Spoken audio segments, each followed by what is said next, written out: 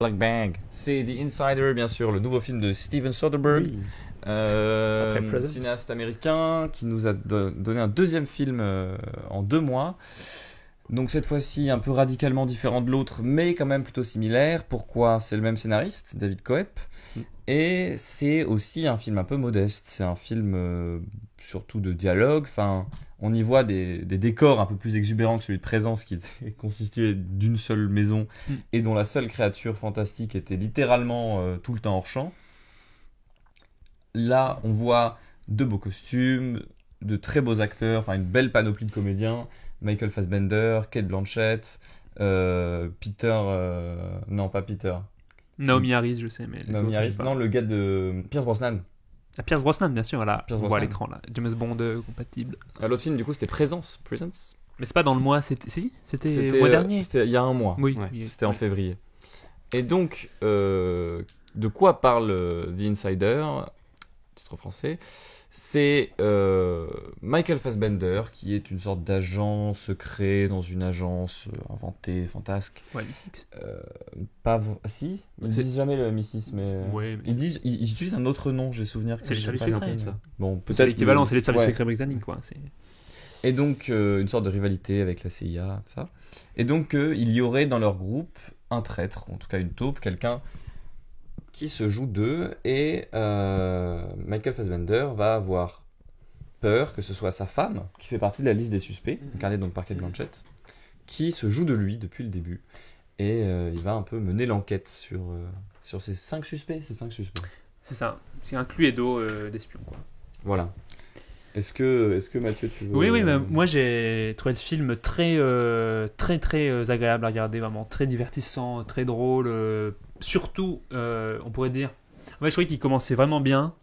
La toute première idée, la scène de repas, je trouvais que c'était vraiment, vraiment chouette, vraiment amusant. Après, le film continue à me distraire, à m'amuser, mais ça rentre un tout petit peu plus dans une routine de film quand même, voilà, d'espionnage. Mais ça reste construit, disons, sur des scènes de dialogue, un peu des jeux de ping-pong. Je pense à, par exemple, ces séquences chez la psychologue, donc jouée par Naomi Harris, qui est en fait la psy. C'est trop drôle c'est quand même une comédie, enfin c'est un film. Oui, c'est quand même. C'est un film un peu élégant comme ça, comme les Oceans, qui sont à la fois des films de braquage et des comédies. Bon, c'est un peu ça l'idée.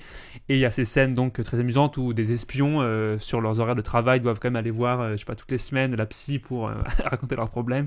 Et ça donne lieu à des moments assez marrants. Une première scène avec Cate Blanchett qui est totalement hostile, qui a pas envie de participer à ça. Une deuxième scène de rupture qui est pleine de, je sais pas, d'inventivité dans les dialogues, dans les répliques. C'est très amusant. C'est servi en plus par de super bons acteurs, pas tous d'ailleurs connus. C'est pas comme Ocean où il y a que des stars.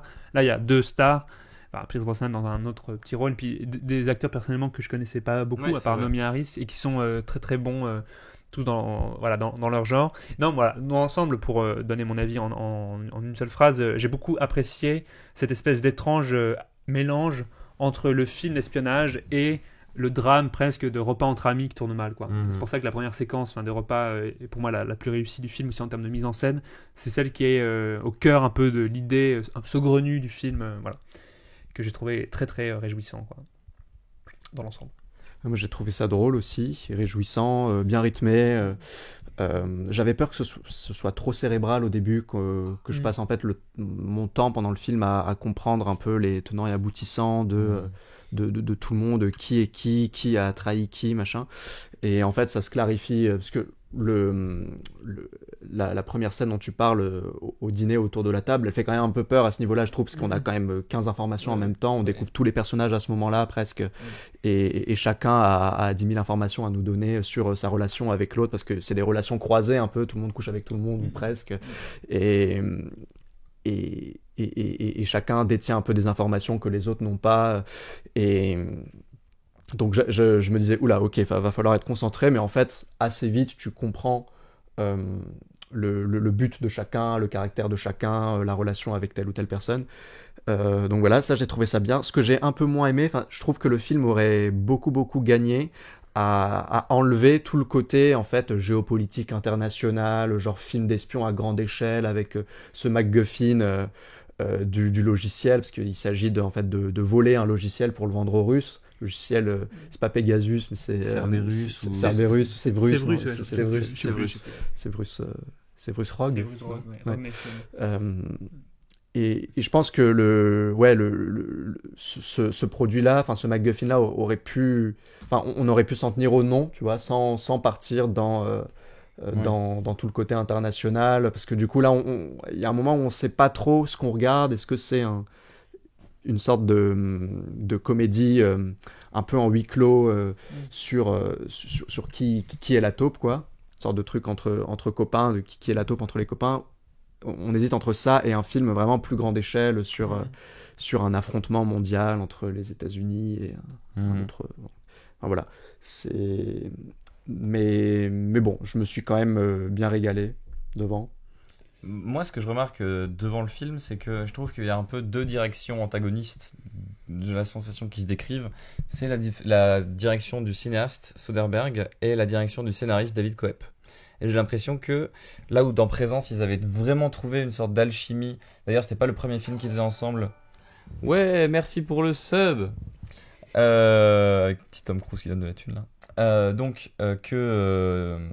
C'est pas la première fois avec Présence qu'ils travaillaient ensemble. Ils avaient déjà fait Kimi ensemble plus tôt. Et donc là, le scénariste David Koepp qui essaye de faire sa petite histoire d'espion, de tisser un peu ses liens, de complexifier l'intrigue, versus Soderbergh qui a presque envie d'aller plus dans la comédie de mœurs, d'aller dans le simple, dans la simple parodie pastiche, notamment par exemple le tout premier plan du film, qui est un plan séquence où on suit Michael Fassbender rentrer dans une sorte de boîte de nuit par derrière, on le suit de dos, très intriguant, très mystérieux, il rentre, on voit l'image, on suit, on se demande qu'est-ce qu'on est en train de voir, quelle énergie on est en train de saisir, et tout ça pour que le plan se retourne, il ressorte, et que la discussion ait lieu sur un vieux parking moche.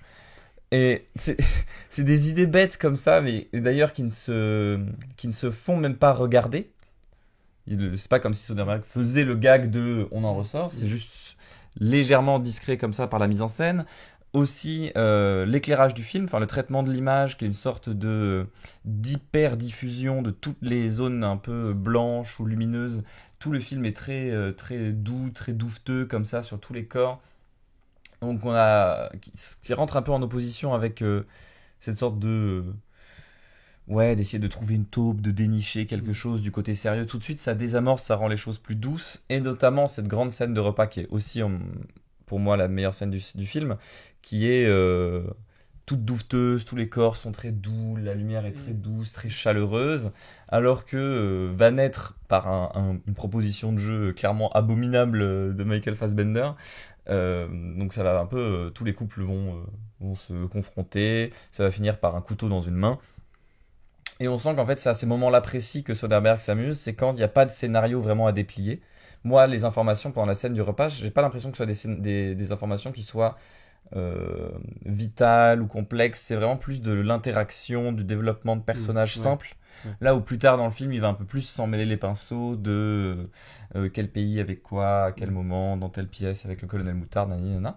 Et que cette scène profite vraiment de la longueur, du temps, de l'écriture des personnages, qui sont tous un peu uniques, qui sont chouettes, dont les interactions fonctionnent ensemble. On sent que dans la scène à 6, Soderbergh s'amuse avec son cadre à déplacer la caméra vers un personnage, puis à en laisser tous les deux ensemble. Et tous les cadres de cette séquence sont un peu réfléchis pour laisser un peu saisir les petits jeux, les petits amusements. Et dès que, en fait, très vite après, le film se met sur des rails du film de thriller espionnage international, je suis moins dedans, quoi. Je m'amuse moins. Je sens que j'ai presque l'impression que Soderbergh aussi, qu'il est un peu plus dans une logique. Il faut le raconter, donc je vais le faire. Mais en fait, moi, la réalité, c'est que je le fais pour les quelques scènes chez le psy. Je l'ai fait pour les quelques interactions rigolotes entre Cate Blanchett et Michael Fassbender qui incarnent un couple parfait alors que c'est les gens les plus froids de l'histoire. C'est ça, en fait. C'est un film dans lequel il y a des petits plaisirs, des petites belles trouvailles à chercher. Mais mon Soderbergh, il est meilleur quand il n'a pas d'histoire comme ça trop cadrée, typiquement, enfin, dans le même genre de Soderbergh qui revient au genre un peu de thriller ou de braquage. Logan Lucky en 2017 était un film qui était beaucoup plus limpide sur les événements. En même temps, parce qu'on suivait aussi des personnages qui étaient un peu plus benés, c'était de là que venait le plaisir du film. Mais donc, il n'y avait pas de scénario, d'explication à donner. Et c'était vraiment juste un plaisir du comique de situation, du comique de geste.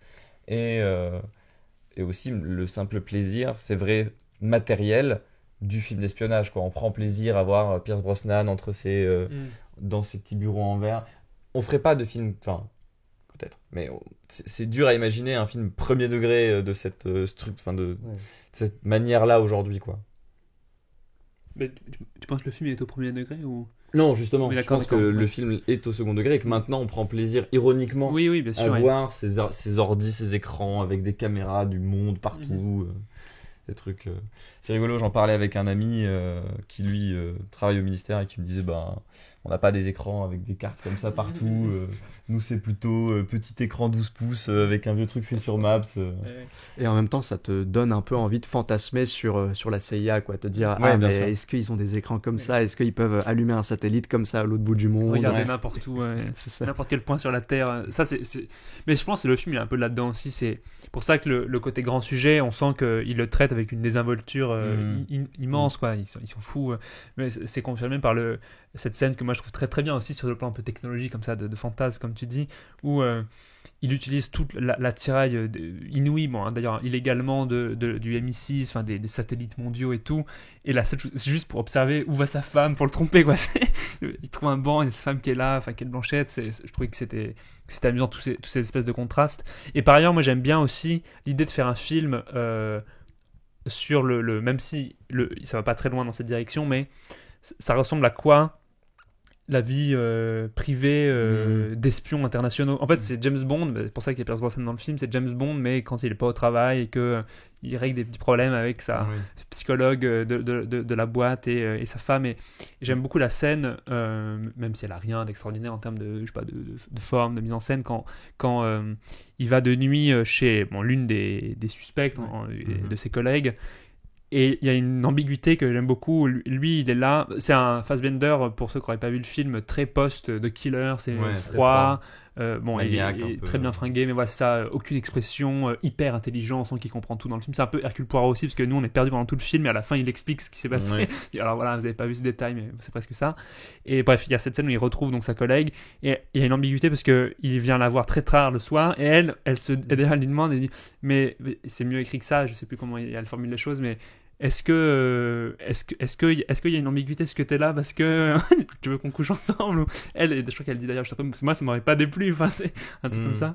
Et même le titre du film lui-même en anglais, Black c'est Bag. Black Bag, Ouais. qui est une expression qu'ils utilisent dans le film pour dire l'équivalent de secret confidentiel, enfin un truc un peu, ils peuvent pas parler, et qu'on comprend que la majorité du temps, c'est pas parce que c'est un secret confidentiel, mais que ça leur permet de cacher un adultère. Oui, c'est ça, c'est le black bag, c'est le sac à main presque. D'ailleurs, où il trouve enfin, il met un, je sais pas quoi, j'ai rien compris cette histoire avec clés aussi. Oui, mais pourquoi il fait ça, j'ai pas compris. En fait, il met son propre badge dans le truc de. C'est vrai que. C'est pour faire croire à Michael Fassbender que sa femme est une indique.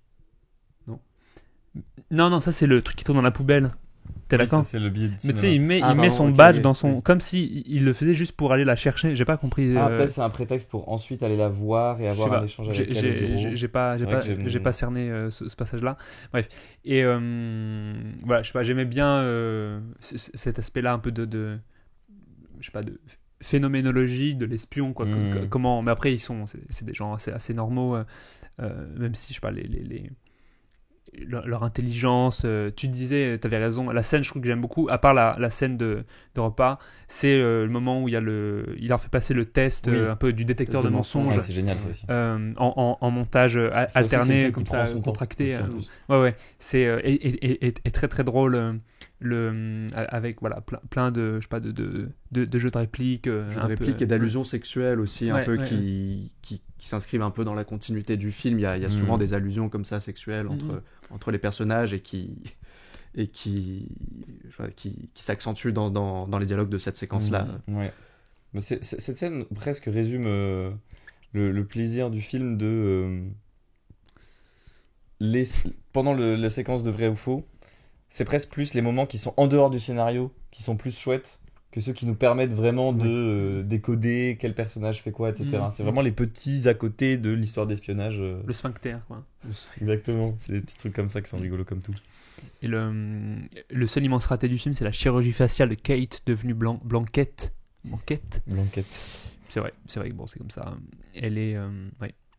Mais et par ailleurs, c'est un peu... Ça, c'est un lot commun de plein de films. Je pense qu'Hitchcock était un peu le maître de ça, mais je trouve toujours très très bien...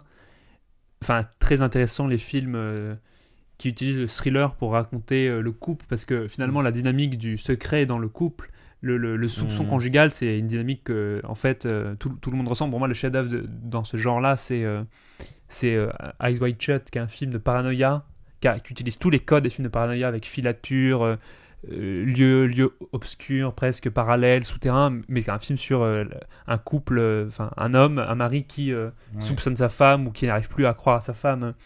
Et bon, ça va très loin chez Kubrick, là c'est tout petit, c'est un film hyper modeste, c'est presque une série B, mais voilà. Il a à ce moment où il trouve des indices, il comprend plus qui est sa femme. D'ailleurs, pendant tout le film, tu dis ça se clarifie, c'est vrai, mais on sait pas quand même. À la dernière séquence, quand il y a de nouveau une scène de repas, ça pourrait être n'importe qui en fait, sauf Fassbender, c'est quand même lui le personnage principal. On a l'impression que ses doutes sont réels. Aussi, Ouais, tu penses que c'est vrai. Ils font alliance. C'est vrai. Bon, on sait pas trop. Mais voilà, petit film drôle. Peut-être un poncif un peu que j'ai trouvé dans le scénario, c'est le moment de la pêche où disons le côté un peu symbolique de la pêche, mais il veut ferrer le poisson. Ouais, c'est ça. Oui, et au moment où il attrape le truc, le fil se casse. Puis après, il embarque quelqu'un d'autre dans son bateau pour pêcher. C'est vrai.